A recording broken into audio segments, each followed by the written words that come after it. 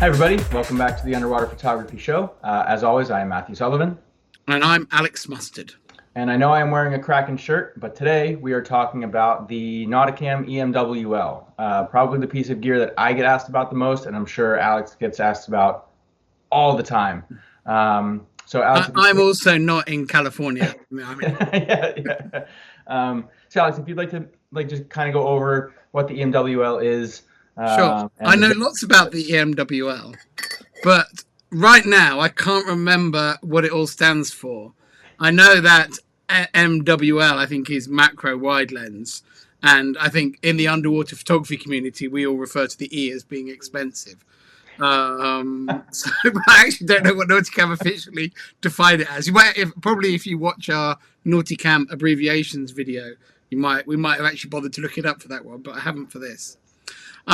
Anyway, the EMWL for me is actually one of the most exciting pieces of underwater photography equipment to ever come on the market, simply because it allows me, and allows other photographers, to take photos that we never could before. And I don't think you need to have been involved in underwater photography for very long at all to realize that any lens that allows you to shoot small subjects from incredibly close ranges while setting them in a wide angle context is exciting. Of course, that's very exciting for underwater photographers. The challenge is making it do it. And Nauticam aren't the first people to have a go at a lens like this, but they're the first ones to make it work and deliver a very, very professionally usable image quality. The varieties of this that we've had before have kind of struggled on image quality while delivering the view. Nauticam make the EMWL as a modular lens design. And this is a basic EMWL setup. It's designed to work in front of a macro lens, usually the longer focal length macro lenses. So on a full frame camera, it's usually 100mm, 105mm, or a 90mm. And on a micro four thirds camera, you can also use it with a 60mm. The 85mm is good on a D500 or something like that. And there are a few ways that you can use it as well, which aren't kind of on the Nauticam books in that. And we might go into those in a little bit. Just to explain the basic structure of it, you attach all of this malarkey to the front of your port. And there's a couple of ways to do that. Nauticam make a hinge bracket for it that swings it up and to the side like that, so you can use it. I don't like that. I think it just adds weight to the system. And the reason I think Nauticam make it is people who've never tried this think they want that. Because they're like, what if I'm on a dive and I don't want to shoot this? I'll do all this with my arm and it'll swing out the way like this, and then I'll be able to shoot the other thing. No, you won't. Because your settings will be wrong. Your autofocus mode will be wrong. Your strobe positions will be wrong. Your strobe powers will be wrong. You've got to change all of that as well. And by the time you've done all that, this thing that you desperately wanted to shoot, you really think it's still going to be there. So, or if you've got any dive time even left to shoot it. So, for me, the best way to shoot the EMWL is to dedicate your dive time to it. And the reason I mentioned that early is I think that does influence which parts of this modular system that you buy. And so I'm now going to sort of, I think, run through the modular system. The first part of the modular system is this base plate. It's called the focusing unit. And Nauticam make at least 3 of these. This is number 3. This is for my Sony. And what this is designed to do is to basically make the output of this ready for the lens, or the lens ready for this, whichever way you want to look at it. And Nauticam have developed different ones of these to fit with the different lenses. My recollection of that, it may be wrong, is that the Sony is focus. Sony 90 is focus unit 3. I think that the Nikon F-mount 105 and the Olympus 60mm are focus unit 1. And I think that the Canon 100mm and the Nikon Z105 are focus unit 2. But I may well have got those wrong. The RF 100 is also focus unit 3. Okay. Yeah. So yeah, and I don't really know what the differences are, but yeah, Nauticam tell you which one you have to buy. And you have to buy this bit. Yeah. Then at the front end, and it's probably easiest to do that, there are front element lenses, and these are determined in their angle of view. This is the 100-degree one, and that means it sees 100 degrees, and it's got a very small front element, which is what makes this lens special. I guess should probably briefly, I talked a bit about why we like these. We use these pictures for that shooting a small subject in a wide angle context, a type of photography that we call wide angle macro. And the aim is the things that will make wide angle macro easy for you to do is to have a wide viewing lens that is also very small, because that allows you to position it close to a subject and really fill the frame with the very small subject. And that's what these lenses do. The EMWL is by no means the only way that you can take wide angle macro pictures, but it is the most extreme way you can do it. And ultimately, when it comes to wide angle macro, or WAM pictures as we call them, the more extreme your optic, the more extreme, the more impressive your pictures. It's a technique that's all about extremes, and that's why the EMWL is so attractive, is that it gives that extreme view.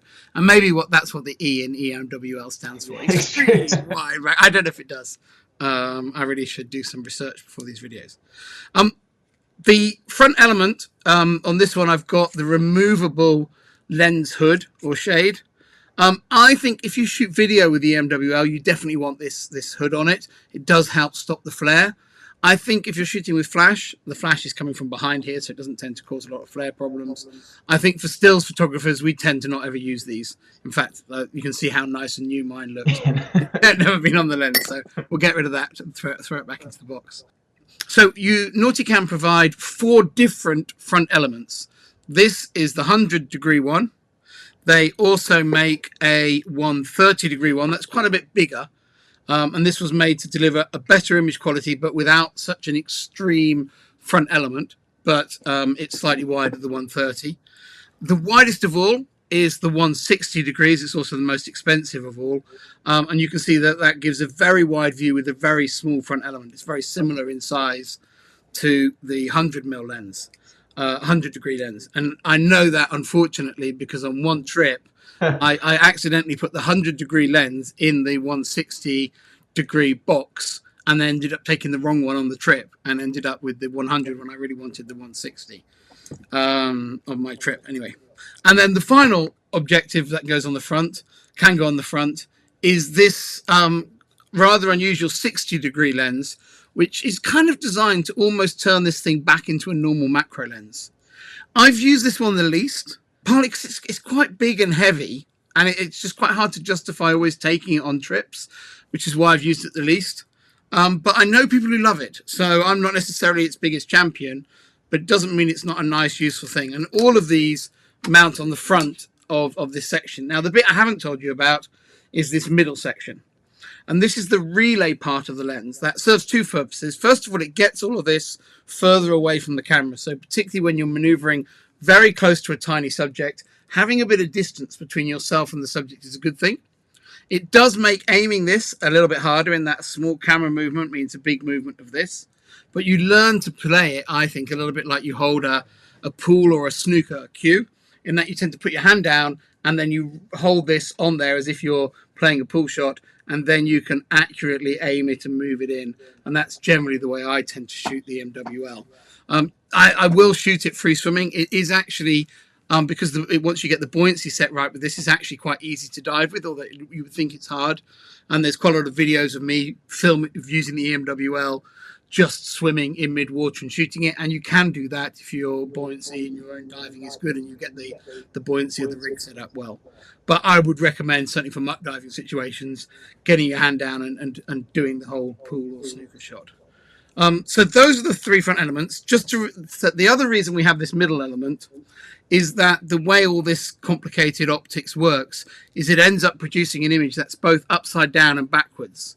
And what the relay bit does is it flips that back round again, so that when you look through your viewfinder, left is left and right is right and up is down, up and down is down. And that makes it easy to shoot. But in terms of actually using it, if you want to shoot it blind, you don't need this middle section. And that brings us to the other aspect of the EMWL, which is worth a quick talk about, the relay viewfinder. So Nauticam, instead of using this big chunk, you can buy this chunk. And it is a little bit smaller and it's a little bit lighter to use, but not by much. And this is a viewfinder specifically for the EMWL that allows you to shoot the EMWL without the relay. So you're flipping the view before it reaches your eye again. It means that the pictures on your camera are upside down and backwards, but you don't really mind about that because when you're looking at them through the viewfinder, you see everything the correct way around. And if you're reviewing them on your EVF, you're also seeing them the right way around. Unfortunately, all the words on your camera through your EVF are backwards. And when you want to move your focus point to the left or to the right, or up or down, you have to move it the opposite way on the thing because the image is flipped. Even with the viewfinder still backwards? Yes, because your mechanical control for the thing doesn't go the way you're expecting it to for your viewfinder. Oh, yeah. So if anyone's watched our recent episode on monitors versus viewfinders, I talk about I use a monitor a lot. Yeah. And the monitor I can flip the same way you do the LCD or with that viewfinder, so you don't need the relay part either. But I asked that because thinking about it now, I've only shot it with continuous autofocus, so I haven't had to actually move a focus point around. So I guess it would still be backwards. I just haven't encountered that yet. So that's helpful to know if I ever end up doing that. I'm like, why is my focus point moving? Yeah. Yeah, I tend to always have my focus point on wrap. So once I start going the wrong way, I just let it go off the side and come back on. Yeah. It's like, oh, never mind, I'm going the wrong way. I'll just go all the way around. The reason it's worth mentioning all these accessories is all of them are expensive. And the question I probably get asked the most is which ones should I buy? And for me, by far my favorite of the lenses for the EMWL is the 160. And if I was starting from scratch, I would strongly consider buying these 3 parts only, because that's my favorite way to use it. So just using the 160-degree lens, it's the most extreme optic, and for me, wide angle macro is all about extremes. So go for the extreme optic. It's the most expensive, but it is awesome. It's really sharp, really good, and really extreme. I then wouldn't buy the relay, not because I don't like using it with the relay, but I prefer using it, I think, with the viewfinder. I've done lots of shots with it, with the relay and without, and I honestly don't see an image quality drop by using the relay, which surprises me, because you would think by adding all that glass, it's going to have an impact on the image quality. But I think perhaps just this type of image is so extreme already that, neither of them are perfect, and I don't feel it's making that much of a difference, which does surprise me. And it's the reason I've done those tests for myself is to know whether I should always shoot it like this or I should sometimes use this. And I took this to Lembe and I used it last time. The downside of using it like this is that in the middle of your dive, if you want to take it off and you're using this viewfinder, you will not be able to shoot, because then you're trying to shoot a normal macro lens with everything reversed. Your only option at that point is to lift it up, and if you're on a mirrorless camera, is to use the LCD screen to shoot your macro. But if your subject is on the seabed, good luck trying to shoot with the LCD screen. You're going to have to bury your head in the sand to see it. So it's not a great bailout. But my feeling is that the settings, the lighting, and everything else to do with shooting the EMWL is so specific to this lens that once you start diving with it, you realize that you don't want to bail out on it. You want to shoot it for the whole dive, and you just have to accept that you can't shoot everything that you see with it. So I shoot it the most like this. I actually got asked. Well, it won't be yesterday when this comes out, but yesterday from the time we're recording this, I got asked yesterday if whenever I do shoot it, if I am taking it on and off underwater frequently, and the answer is no. Like you said, once it's on there, it almost stays on for the entire dive. And if there's a rare subject that I'm like, I need to shoot that macro, with my setup, I have the advantage where I can take it off, flip the monitor real quick, and shoot normal macro, and then go back to shooting the EMWL. But for the vast majority of dives with it, that it just stays on the whole time, and it doesn't come off unless, like I said, unless something exceptional shows up. So the way I shoot it is the way I mount it is I just use a standard Nauticam bayonet. Use their tool for putting it on, put that on the front of any 67mm thread-filled port and screw it on. And I used it for plenty of time on my Subel. There's lots of video of me shooting it on the Subel, and I use that same mounting bayonet on. But to be honest, I don't normally take it off on the dive. However, when I get in the water, I do take it off because of all these connections between it, it will trap air bubbles and things. So when I first get in the water, I take this off, I shake it, make sure I get all the water off it. I then open this up, which is shake it, blow the water out of here, and then there's a little rotating collar on here, and there's that signal that sign there means let bubbles out. But once you've got the bubbles out, you then close it to the X, and that stops stuff going in. On a UK dive, I actually ended up with a copepod, a small plankton, zooplankton animal, inside here. And anything in these areas, because the point of focus crosses as it goes down this relay multiple times, and that copepod is in focus, and it's like a black silhouetted giant copepod in the corner of my picture. But you don't normally get a copepod in there, but you might get a black spot of dust in there or a bubble in there. So you need to be very careful at keeping those clean. If you're using this lens in dirty water, a lot of freshwater photographers like this lens, but those environments are very silty. Nauticam actually makes a series of gaskets to cover these, so you can actually fill it up with clean water before you go in the water. Hold that water on all these sections, and that stops you having to worry about getting dirt inside or ever putting it together. But on a normal dive, I take it apart. The other accessories, so that would be my base setup. The 160, a focusing unit, and the flip viewfinder. I also do shoot the lens just like this. And for example, if I'm going diving on a reef dive, I will quite regularly take, and I'm just shooting fish portraits, I'll take this in my pocket and just put it in the pocket on my leg, on my wetsuit pocket. It's nice, soft neoprene pocket, won't damage this. Put it in there and leave it in there and forget about it. If I, on that dive, happen to bump into a really good wide-angle macro subject, it might be a moray eel, a scorpion fish, a particularly aggressive anemone fish, none of which would I'd want to dedicate a whole dive to. I'll take this out of my pocket and I'll shoot it basically blind. I'll put it onto the front of my macro lens, and I know as long as I position that up close to the subject, it's going to focus on it and it's going to be in focus. And that's a really good way to use it. And so I very rarely dedicate a dive to the EMWL on a reef diving trip, but I do like using this and basically shoot it blind. The reason I say shoot it blind is the moment you try and look through the viewfinder, and this is both reverse left and right and difficult to aim up and down, it's super easy just to go the wrong way and crunch it into something. And it's much better if you just don't try and look through it and you just position yourself over the top, go in front of the subject and blat away. And with such a wide view, you'd be amazed how many keepers you get. And certainly with my Sony, the autofocus works great through here. So, I get a really high return shooting that way. It is a bit spray and pray. I'm not pretending it isn't. But in the middle of a dive, when you're shooting nice macro portraits, to be able to shoot those same subjects as wide angle shots, just by carrying that in your pocket, it's a really great way to shoot. Another accessory that was around here in this big pile of mess I've made on the table is you need a place to store your spare lenses while you're diving. And Nauticam make a lens holding caddy which fits around buoyancy strobe arms. And because the EMWL is quite heavy, I usually dive with thicker buoyancy strobe arms when diving with it. And on those strobe arms, I have the mount that allows you to carry these on it. And it means that I can carry all this stuff with me.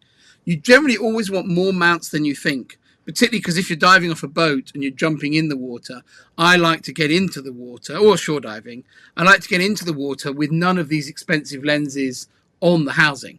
So I like to go in the water with a place for all the different accessories on the housing, but not actually sticking out the front of the housing, and get in the water without risking any element of this. And then I kind of assemble it once I'm in the water and put the one on.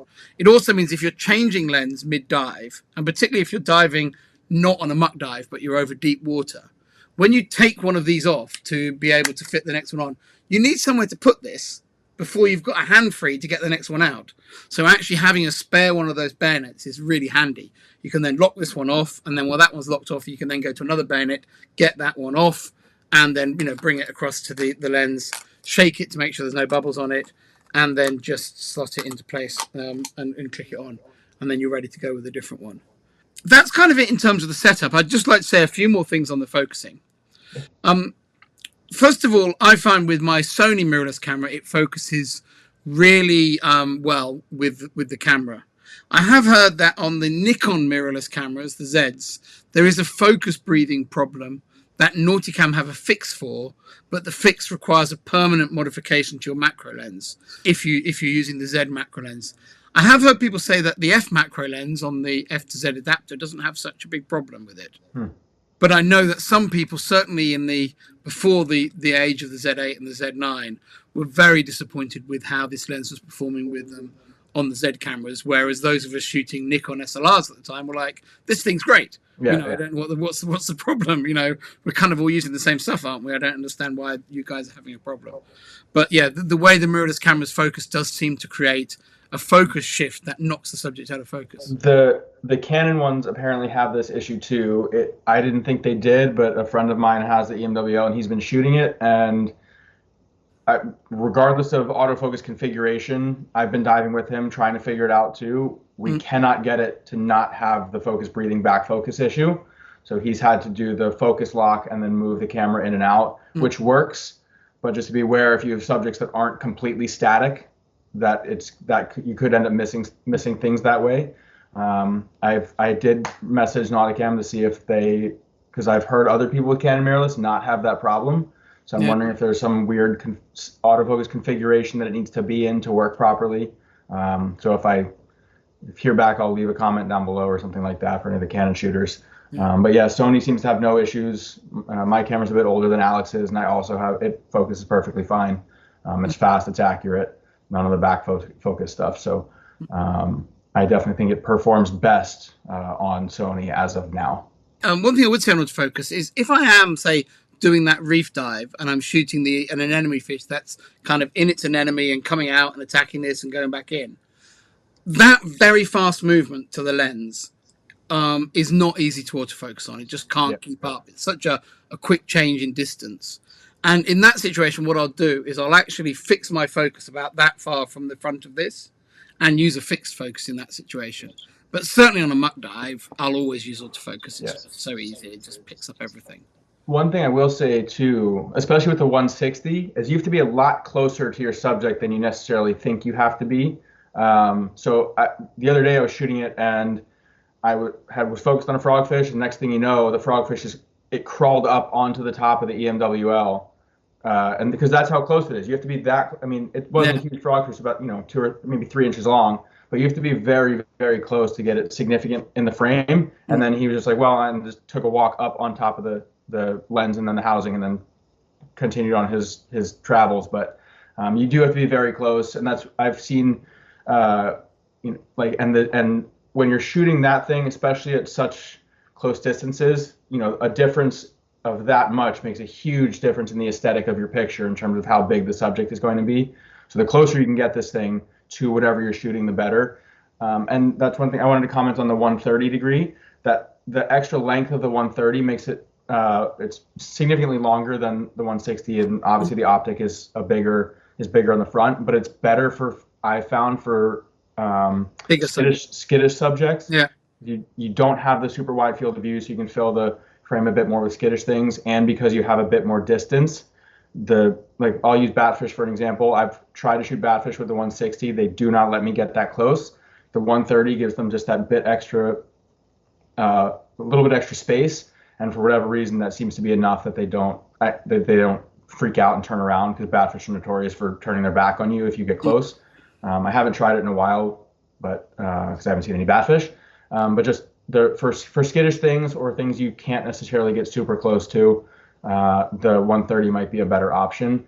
But it is not as good for things that are on the bottom or smaller, because that front element kind of limits how close you can get it to small subjects. But yeah, and it's why it's nice to be able to dive with even 2 or 3 of the options, and being able to change them for particular subjects, particularly if you've got plenty of dive time and there's a variety of different subjects. And I think people really like that flexibility that it offers. And the 130 will also give a bit less of that over exaggerated fisheye look. So if you're going for a bit more of a natural look, the 130 can kind of give you more of that, because it doesn't have as much distortion. So different tools for different types of images, for sure. Yeah. One thing I'd say, if you are diving with both, is always set your strobes up for the 160. Because if you set them up on the 130 and then you put the 160 on, they end up too far forward. So always set them up on the 160 so that when you do change the longer, physically longer lens, because the 160 and the 100 are very similar lengths, but this one is quite a bit longer. That is another thing too, is that when you have that on, it's all that is metal and glass, so it is very front heavy. So definitely going to end up needing more floats than you might otherwise need for a normal, fisheye setup. And I've had some people ask recently about fisheye alternatives, because I've shot the Backscatter makes their little Olympus EM10 Mark IV housing with a tiny little dome and the Olympus fisheye, and that's awesome. And it can get you pretty close to in certain situations to the EMWL aesthetic, but it's not going to do what the EMWL can do, and it's not going to do it with the same image quality. Like if you shoot the EMWL on a full frame camera, it's going to give you better image quality necessarily than the EM10 will. Of course, as Alex said, the E in EMWL stands for expensive, so it's a much higher cost than that little backscatter setup. And also, you are encouraging people to buy multiple lenses as well now. Yeah. I'm spend it, buy it all. So I'm quite glad that it is a bit more expensive. In that, if it was the price of a dome port rather than the price of kind of 2 or 3 dome ports, then everyone would have one, and then there'd almost be nothing special about the shots. And not that I like photography equipment that's got a high price of admission, but I think that if everyone had one, the pictures would be everywhere, and then it wouldn't have it wouldn't be so special. I will say the EMWL, you've shot it a lot more than I have, but it's not necessarily just like a plug and play and you're ready to use it. It takes it's a bit of a learning curve to figure out how to use it properly, and how to compose properly and all that kind of things. So it's not like you're not just going to toss it on and immediately be making banger images out of it. At least I wasn't. So it does take a little bit of time to get used to and make images that are compelling. And I will say even though you can get really close, one of the things I've noticed, and I've done this too, is I end up just shooting macro pictures with a slightly wider perspective instead of necessarily putting a subject in its environment, which is what it's for. So it's cool to shoot macro pictures with a slightly bug-eyed effect, but you can get that without having to spend all the money. But if you can put your little, like my recent example, I have a frogfish underneath the dock, and you can see all the dock pilings. And I think that's kind of what this was intended to do, is put freaky, weird little fish that I love into their environment, whether it's aesthetically pleasing or not. No, and I think that's those pictures are incredible storytelling pictures. I often say, my Lembe workshops, I'll show like big magazine features I've done on Lembe, and we often say, I spend 95% of my dives in Lembe shooting macro, and the magazine article is always half wide angle. Yeah. Wide angle of the dive site. So it's they're very valuable tools for telling those bigger stories. I think that's a great place for us to wrap up on the EMWL. We could dive a lot more into some of the details of shooting it, and we may well come and revisit this lens again in a future episode. Thanks for watching us. See you again soon.